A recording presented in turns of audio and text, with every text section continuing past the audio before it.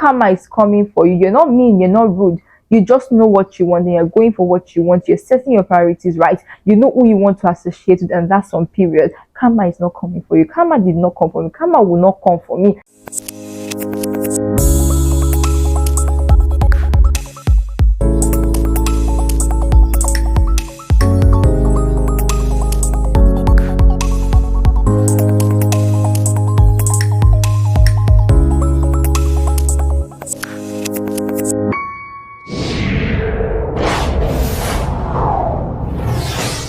Hey guys, welcome back to my YouTube channel. Talk to Ini. I am Iniki Victoria Amodu, the one and only Eagle Princess.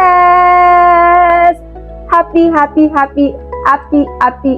New Year to each and every one of us, to all my TWI family members. To you that are just watching this video, it's a prosperous and wonderful New Year for each and every one of us, in Jesus' name.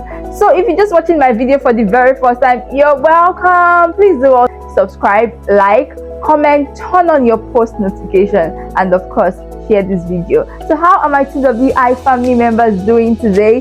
Let know right below in the comment box. Okay guys, it's the new year, right? And when I was thinking about what experience do I share with my TWI family members, I was like, oh my god, I have this story, I have this particular experience that I must share. I believe, right, that it's a story that would set the tone for 2025. Trust me on this when I say that you would learn lessons that will help you navigate your 2025 easily, and that's a period.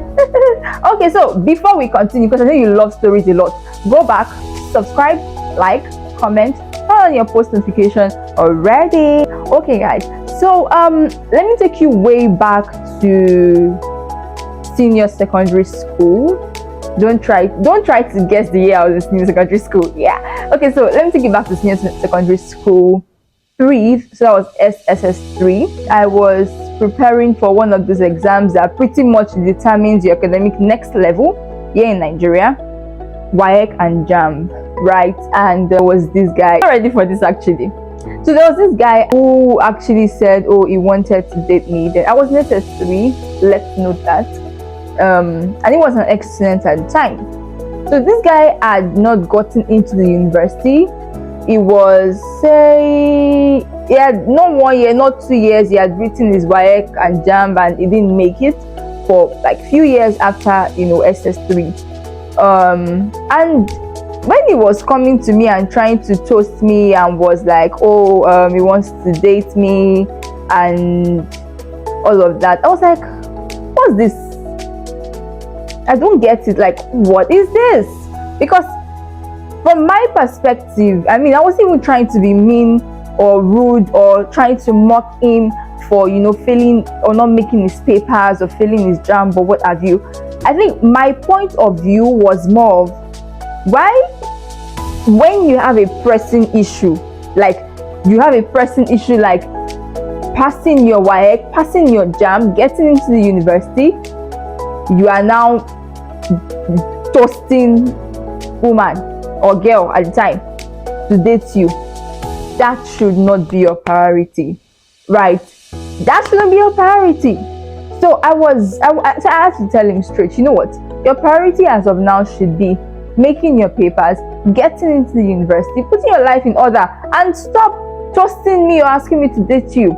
So it felt like, she was trying, she was mean, she was rude. I even got a lot of that during that period. But then again, who cares? My perspective was, I knew what I wanted, I knew I had my values, I knew I had my goals, I knew like I said, I was in SS3 then. So what am I doing with someone who was in SS3, who had passed through it currently and was at the time an ex-student and had not made his papers or what have you? Relationship or dating, or infatuation, really, it was infatuation, excuse me. So why would you allow infatuation cloud your head that you're going to follow woman when you are, there was no way to talk sense into your head?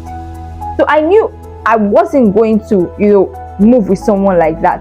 So you can already imagine the misplacement of priorities. That was what got me all, what are you saying? So I knew what I wanted. I knew I had my priorities right. I knew I wanted to make my papers once, get into the university, put my life in order.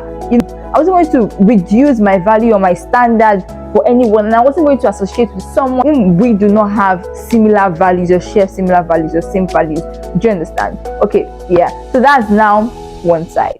Now there's a flip side though. Now after all of this, I'll now share with you, the lessons that I learned from this, right? Which I know and I believe would set the tone for 2025. Because I know a lot of people are actually thinking, oh, it's 2025. You're thinking about your New Year resolutions. You're thinking about how to navigate your 2025. There's so many thoughts clouding your mind right now. So don't worry, just take a chill pill. Talk to Amy is here for you. Amy is here for you to talk with you. Okay, so on the flip side, there was another guy, right? This guy, we're actually from same community, any community, like maybe a group where you guys had shared similar values and similar duties. Anyway, because I don't want you all to now start trying to, oh, is this guy, is that guy, blah blah blah. So same community at the time. Now I wanted to study law as an SS3. I knew I wanted to study law. Now, so this guy was already in Unilag, I think in his second year at the time, and he was already in the law faculty. Big deal. This was what I wanted, although I didn't want to go to federal school or state school or yeah. So we're from same community, we shared similar values, right? He was very studious. He was a serious-minded person. He knew what he wanted. So, newsflash, I don't know if he had feelings for me then, like if he liked me or if he had some sort of crush or infatuation, whatever. But maybe at the time it must have been mutual, but he didn't mention. So that's just by the way. From him to me, it was an inspiration. He always inspired me. It was willing. When someone challenges you to grow, to do better, to read, he was always there to inspire, to advise, to hold my hands through. You understand? So he was willing to English and literature. He was willing to explain things to me. In fact, I learned new words from him. He invited me for programs that had to do with self-development, that had to do with the legal profession. Even as I had not gotten to the university at the time. Now this is someone that we share similar values. Someone who is helping me to develop myself towards achieving my goals. At the time. So he basically created a space for me to thrive, to be able to achieve my goals, to pursue my career. He was already he had already started in his academics in law, as in the law faculty. That's a big deal. So that was someone I needed by my side. That story and this story. So the guy who was toasting me in his history, the excellent who had not gotten into the university, which I never was mocking him for. And then there was this guy who was already in the university. We shared similar values.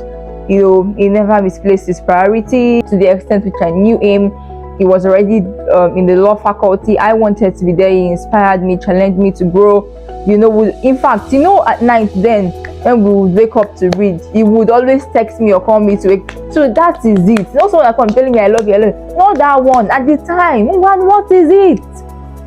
Do you understand? So that was that. You think you've had it all? No, you haven't. So this is the karma talk.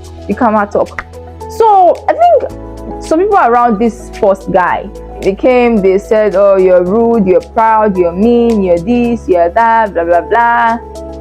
Karma is real. If you don't make it into the blah blah at once, we're going to laugh at you. All those kind of rubbish talks. But guess what, guys? Guess what?